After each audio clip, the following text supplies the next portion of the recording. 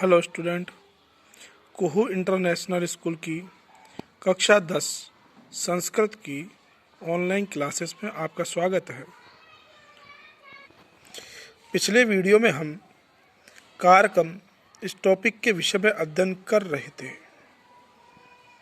और कारक की परिभाषा, कारक के भेद, प्रथमा विभक्ति और द्वितीय विभक्ति के दो नियमों का हम विस्तार पूर्वक अध्ययन कर चुके हैं।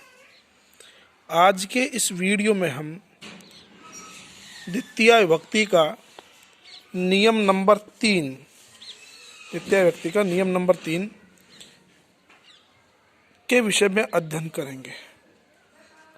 तो द्वितीय विभक्ति का नियम नंबर 3 है, जो कि सूत्र है अधिसिंग स्तासाम कर्म। सूत्र आपका अधिसिंग स्तासाम कर्म यह सूत्र है। यह सूत्र क्या कहता है? तो ये कहता है कि अधि उपसर्ग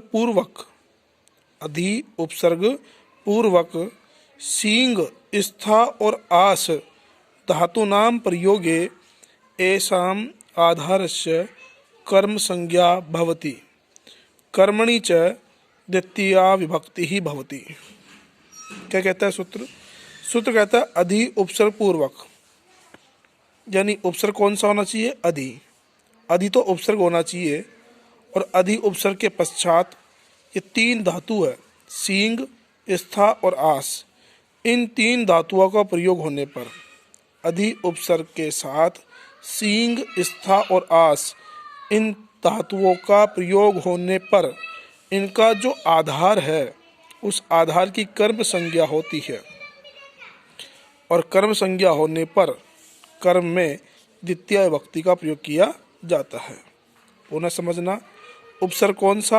अधि। उपसर्ग तो है आपका अधि और धातु है सींग, स्था, आस। नंबर 1 सींग, नंबर 2 स्था, नंबर 3 आस। इन तीन धातुओं में से कोई भी एक धातु हो और उसके साथ अधि उपसर्ग जुड़ा हुआ हो तो उसका जो आधार है उस आधार की कर्म संज्ञा होती है और कर्म संज्ञा होने पर द्वितीय विभक्ति का प्रयोग किया जाता है। तो अधि उपसर्ग सींग स्था अधि उपसर्ग और सींग धातु को जब जोड़ेंगे तो रूप बनेगा अधिसेते। क्या रूप बनेगा? अधिसेते। क्योंकि सींग धातु के रूप चलते हैं सेते, सयाते, सेरते। स्था धातु के रूप तो आप पढ़ चुके हैं, तिष्ठति, तिष्ठत, तिष्ठन्ति। और आस धातु के रूप होते आस्ते, आसाते, आसते। तो अधि प्लस सींग को जब जोड़ेंगे तो बनेगा अधिसेते। तो यानी जहाँ पर भी आपको अधिसेते ये शब्द दिखाई दे तो उसका जो आधार है उस आधार में हमको द्वितीय विभक्ति का प्रयोग करना है। अधिसेते का मतलब होता है सोता है, यानी सोना। सुरेश है सय्याम अधिसेते। तो यह अधि उपसर्ग है और सेते में धातु कौन सी है? सींग। यहाँ अधि उपसर्ग है और सींग धातु है, इसलिए इसका जो आधार है उस आधार में हमको सप्तमी के स्थान पर द्वितीय का प्रयोग करना है। क्योंकि सामान्यतः आधार में सप्तमी का प्रयोग किया जाता है, किंतु अधिसेते शब्द के साथ द्वितीय विभक्ति का प्रयोग किया जाएगा। पुनः समझे, अधि उपसर्ग है, सींग धातु है, इसलिए स्वरूप बन गया अधिसेते। इस अधिसेते के कारण यहाँ पर सय्याम में द्वितीय विभक्ति का प्रयोग किया गया है, क्योंकि यह इसका आधार है। सुरेश सैया पर सोता है, तो सुरेश का जो सोना है, यानी सोने का जो आधार है वो क्या है? सैया, यानी पलंग। किस पर सोता है सुरेश? पलंग पर। इसलिए अधिसेते कारण सय्याम में द्वितीय विभक्ति का प्रयोग किया गया है। अधितिष्ठति वही अधि उपसर्ग है और तिष्ठति में धातु कौन सी है? स्था। अभी भी मैंने बोला था कि स्था धातु के रूप चलते हैं तिष्ठति, तिष्ठत, तिष्ठन्ति। तो अधि उपसर्ग है और स्था धातु में रूप चलेंगे तिष्ठति के रूप में। तो अधितिष्ठति, अधितिष्ठति का मतलब होता है बैठना, यानी बैठता है। अधितिष्ठति का मतलब क्या हो गया? बैठना। तो अधितिष्ठति शब्द जहाँ पर भी आ जाएगा वहाँ पर भी आपको द्वितीय विभक्ति का प्रयोग कर देना है। जिसे लिखा गया है, अध्यापक है आसंदिकाम अधितिष्ठति। अध्यापक यानी अध्यापक। अधितिष्ठति यानी बैठता है, किस पर? आसंदिकाम, आसन पर, कुर्सी पर। तो देखो यहाँ पर अधितिष्ठति, इसका आधार कौन है? आसंदिका, इसलिए आसंदिका में द्वितीय विभक्ति का प्रयोग किया गया है। यहाँ अधि उपसर्ग है और स्था धातु है, इसकी वजह से आसंदिकाम में द्वितीय विभक्ति का प्रयोग किया गया है। तीसरी धातु थी आस धातु। तो अधि उपसर्ग और आस धातु को जब हम जोड़ेंगे तो रूप बनेगा अध्यास्ते, और अध्यास्ते का मतलब होता है बैठता है। अध्यास्ते का मतलब क्या होगा? बैठना, बैठता है। ठीक है, तो बना नृपः सिंहासनम अध्यास्ते। नृप यानी राजा, सिंहासनम सिंहासन पर, अध्यास्ते अध्यास्ते मानी बैठता है। राजा किस पर बैठता है? सिंहासन पर। तो बैठने का आधार क्या हुआ? किस पर बैठ रहा वो? सिंहासन पर। इसे सिंहासन में द्वितीय विभक्ति का प्रयोग होकर के शब्द बन गया सिंहासनम। यहाँ अध्यास्ते, अध्यास्ते में आप देखोगे कि अधि तो उपसर्ग है और आस धातु है। अध्यास्ते यहाँ पर आप देखोगे अधि उपसर्ग है और आस धातु है, इसलिए अधि उपसर्ग पूर्वक आस धातु की वजह से सिंहासनम में द्वितीय विभक्ति का प्रयोग किया गया है और रूप बन गया नृपः सिंहासनम अध्यास्ते, अर्थात राजा सिंहासन पर बैठता है। ठीक उसी प्रकार आपका अगला सूत्र जो है वो है उपान वद्यांगवश। सूत्र क्या आपका? उपान वद्यांगवश। चौथा नियम जो है वो सूत्र है उपान वद्यांगवश।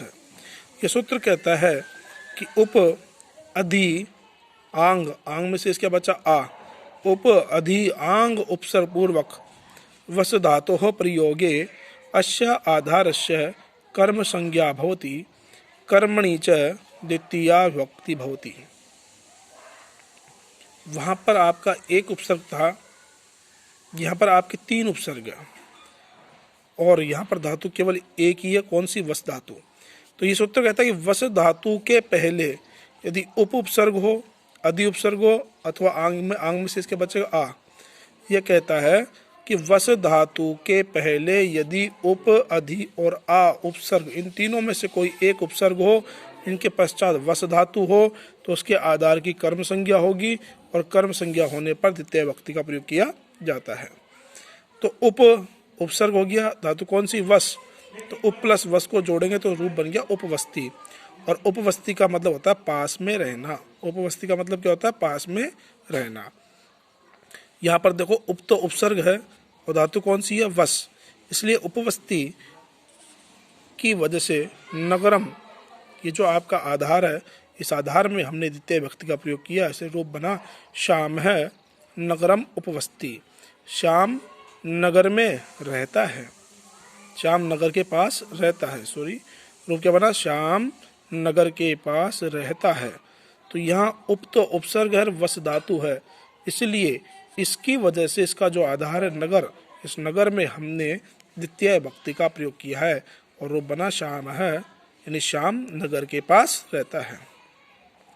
दूसरा जो है वो है अनुवस्ती। ठीक है, अनु वस्ती यानी पीछे रहता है, या अनु उपसर्ग है और वस धातु है। तो कुलदीप है ग्रहम अनुवस्ती। कुलदीप यानी कुलदीप, ग्रहम यानी घर के, अनुवस्ती पीछे रहता है, कुलदीप घर के पीछे रहता है। तो देखो यहाँ अनु उपसर्ग है, उपसर्ग कौन सा है यहाँ पर? अनु, और धातु कौन सी है? वस।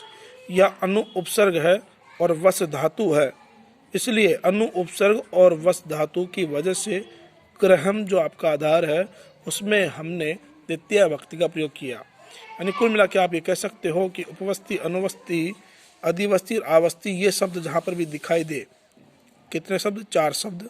पहला उपवस्ती, दूसरा अनुवस्ती, तीसरा अधिवस्ती, चौथा आवस्ती।